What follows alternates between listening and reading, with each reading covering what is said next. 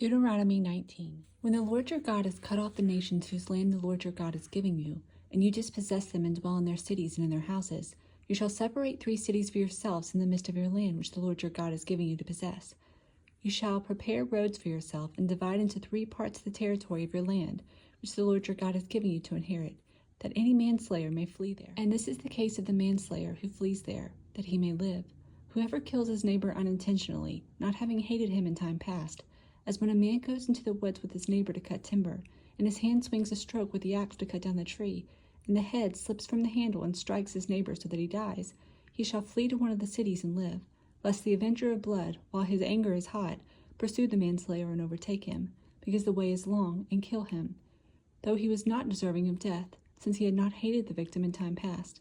Therefore I command you, saying, you shall separate 3 cities for yourselves. Now, if the Lord your God enlarges your territory, as he swore to your fathers, and gives you the land which he promised to give to your fathers, and if you keep all these commandments and do them, which I command you today, to love the Lord your God and walk always in his ways, then you shall add 3 more cities for yourselves besides these 3, lest innocent blood be shed in the midst of your land, which the Lord your God is giving you as an inheritance, and thus guilt of bloodshed be upon you. But if anyone hates his neighbor, lies in wait for him, rises against him and strikes him mortally, so that he dies, and flees to one of these cities, then the elders of his city shall send and bring him from there, and deliver him over to the hand of the avenger of blood, that he may die.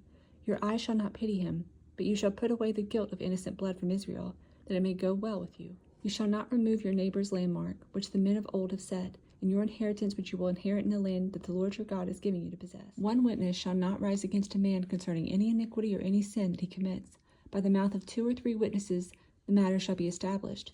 If a false witness rises against any man to testify against him of wrongdoing, then both men in the controversy shall stand before the Lord, before the priests and the judges who serve in those days, and the judges shall make careful inquiry, and indeed, if the witness is a false witness, who has testified falsely against his brother, then you shall do to him as he thought to have done to his brother. So you shall put away the evil from among you, and those who remain shall hear and fear, and hereafter they shall not again commit such evil against you. Your eye shall not pity. Life shall be for life, eye for eye, tooth for tooth, hand for hand, foot for foot. Deuteronomy 20.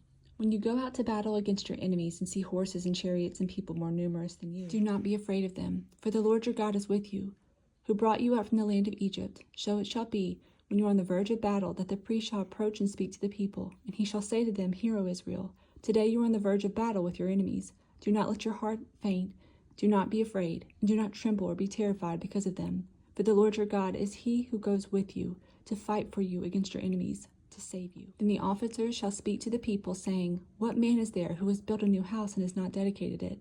Let him go and return to his house, lest he die in the battle and another man dedicate it. Also, what man is there who has planted a vineyard and has not eaten of it? Let him go and return to his house, lest he die in the battle and another man eat of it. And what man is there that is betrothed to a woman and has not married her? Let him go and return to his house, lest he die in the battle and another man marry her. The officer shall speak further to the people and say, What man is there who is fearful and faint-hearted? Let him go and return to his house, lest the heart of his brethren faint like his heart. And so it shall be, when the officers have finished speaking to the people, that they shall make captains of the armies to lead the people. When you go near a city to fight against it, then proclaim an offer of peace to it. And it shall be that if they accept your offer of peace and open to you, then all the people who are found in it shall be placed under a tribute to you and serve you. Now if the city will not make peace with you, but war against you, then you shall besiege it. And when the Lord your God delivers it to your hands, you shall strike every male within the edge of the sword. But the women, the little ones, the livestock, and all that is in the city, all its spoil, you shall plunder for yourself, and you shall eat the enemy's plunder which the Lord your God gives you. Thus you shall do to all the cities which are very far from you, which are not of the cities of these nations. But of the cities of these people which the Lord your God gives you as an inheritance, you shall let nothing that breathes remain alive, but you shall utterly destroy them, the Hittite and the Amorite and the Canaanite and the Perizzite and the Hivite and the Jebusite, just as the Lord your God has commanded you, lest they teach you to do according to all their abominations which they have done for their gods, and you sin against the Lord your God. When you besiege a city for a long time, while making war against it to take it, you shall not destroy its trees by wielding an axe against them. If you can eat of them, do not cut them down to use in the siege, for the trees of the field is man's food. Only the trees which you know are not trees for food you may destroy and cut down, to build siege works against the city that make war with you, until it is subdued. Psalm 45. My heart is overflowing with a good theme. I recite my composition concerning the king. My tongue is the pen of a ready writer. You are fairer than the sons of men. Grace is poured upon your lips. Therefore God has blessed you forever. Gird your sword upon your thigh, O mighty one, with your glory and your majesty. And in your majesty ride prosperely, because of truth, humility, and righteousness. And your right hand shall teach you awesome things. Your arrows are sharp in the heart of the king's enemies. The peoples fall under you. Your throne, O God, is forever and ever. A scepter of righteousness is the scepter of your kingdom. You love righteousness and hate wickedness. Therefore God, your God, has anointed you with the oil of gladness more than your companions. All your garments are scented with myrrh and aloes and cassia, out of the ivory palaces by which they have made you glad. King's daughters are among your honorable women. At your right hand stands the queen in gold from Ophir. Luke 15. Then all the tax collectors and the sinners drew near to him to hear him. And the Pharisees and scribes complained, saying, This man receives sinners and eats with them. So he spoke this parable to them, saying, What man of you, having 100 sheep, if he loses one of them, does not leave the 99 in the wilderness and go after the one who is lost which he finds it? And when he has found it, he lays it on his shoulders, rejoicing.